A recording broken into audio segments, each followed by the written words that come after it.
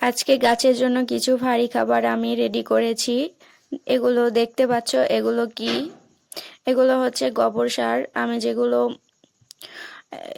আমি গোবর সার নিয়েছি 1 ডালি, আমাদের এলাকার আঞ্চলিক ভাষায় বলা হয়। তো আমি এই সারগুলোই গাছের গোড়াতে আজকে দিব। Hello everyone, this is Sumaiya blog. Welcome to new another blog video. তো বন্ধুরা, তোমরা সবাই কেমন আছো? আশা করি সবাই অনেক ভালো আছো, আমিও অনেক ভালো আছি।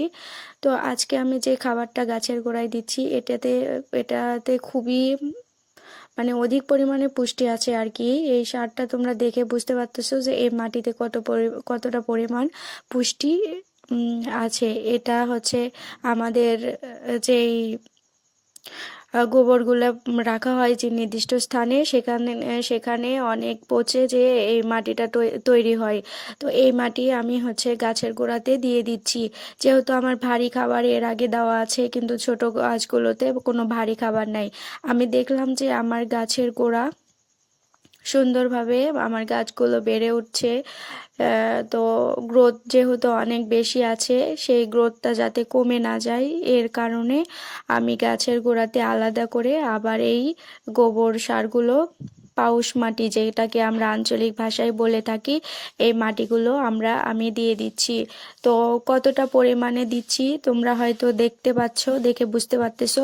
আমার বালতিগুলোতে যে ফাঁকা জায়গা ছিল, এ কারণে আমি যত পরিমাণে লাগছে সে পরিমাণ অনুযায়ী বালতিতে মাটিগুলো দিয়ে দিচ্ছি। দিয়ে সুন্দরভাবে হাত দিয়ে এগুলো দলা পেকে আছে যেগুলো, সেই দলাগুলো ভেঙে ভেঙে দিচ্ছি, আর প্রত্যেকটা গাছের গোড়ায় ছড়িয়ে ছিটিয়ে দেওয়া হচ্ছে।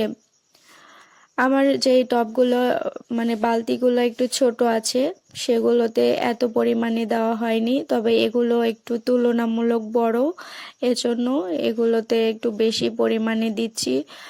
তো যেহেতু এখন ফেব্রুয়ারি মাস চলে যাচ্ছে শেষের দিকে, আমি নভেম্বরে গাছের গোড়ায় ভারী খাবার দিয়েছিলাম, আগের ভিডিওতে তোমরা দেখেছো। এখন নভেম্বর মাস পরে ফেব্রুয়ারিতে আমি যে খাবারটা দিচ্ছি, এরপরে আমি কোনো এরকম ভারী খাবার দিব না। প্রতিদিন অন্তর, যখন মাটি শুকিয়ে যাবে তখন শুধু তরল তরল পানি না দিয়ে আপনার পেঁয়াজ রসুনের খোসা ভিজানো পানিগুলো দেবেন। ফ্রেশ পানি যাতে না দেওয়ারই চেষ্টা করবেন, ফ্রেশ পানি স্কিপ করার চেষ্টা করবেন। তো পেঁয়াজ রসুনের খোসা ভিজানো পানিটাই দিতে থাকবেন।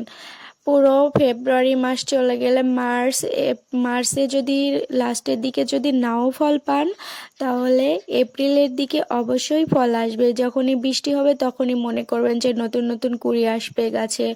তো আমার গাছগুলোতে যেন কুঁড়ি আসে, আমি সেভাবে প্রস্তুতি নিচ্ছি। তারপরে যদি না আসে, সেটা ভাগ্য আর কি। তো ইনশাল্লাহ আশা করা যায় যে আমি ফলগুলো পাবো অধিক পরিমাণেই, আশা করা যায়। কারণ দেখতেই তো পাও তোমরা, আমি আমার গাছগুলোতে কি পরিমাণে খাবার দিই, কতটা পরিমাণে যত্ন করি। এরপরেও যদি না আসে, তাহলে আমার কপালের দোষ আর কি। তো বন্ধুরা, তোমরা এভাবে গাছের গোড়াতে সুন্দরভাবে খাবার টাবার দিয়ে নিবা।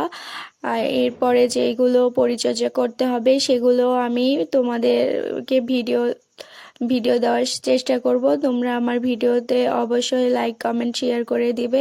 আমাকে অবশ্যই বেশি বেশি তোমরা সাপোর্ট করবে। তোমাদের সাপোর্ট করে আমার একটা ভিডিও করতে আরও অনুপ্রেরণা জাগায়। তো আমি এভাবে যেভাবে খাবার দিব, সেগুলো তোমাদের মাঝে শেয়ার করার চেষ্টা করি। আমি একা একা ভিডিও করি, এজন্য আমার একটু কষ্ট হয়, দেওয়ার পরে আমি ভিডিও আপলোড দেওয়ার চেষ্টা করি। তো বন্ধুরা, তোমরা অবশ্যই আমার চ্যানেলটা সাবস্ক্রাইব করে দিবে, অবশ্যই আমার পাশে থাকবে।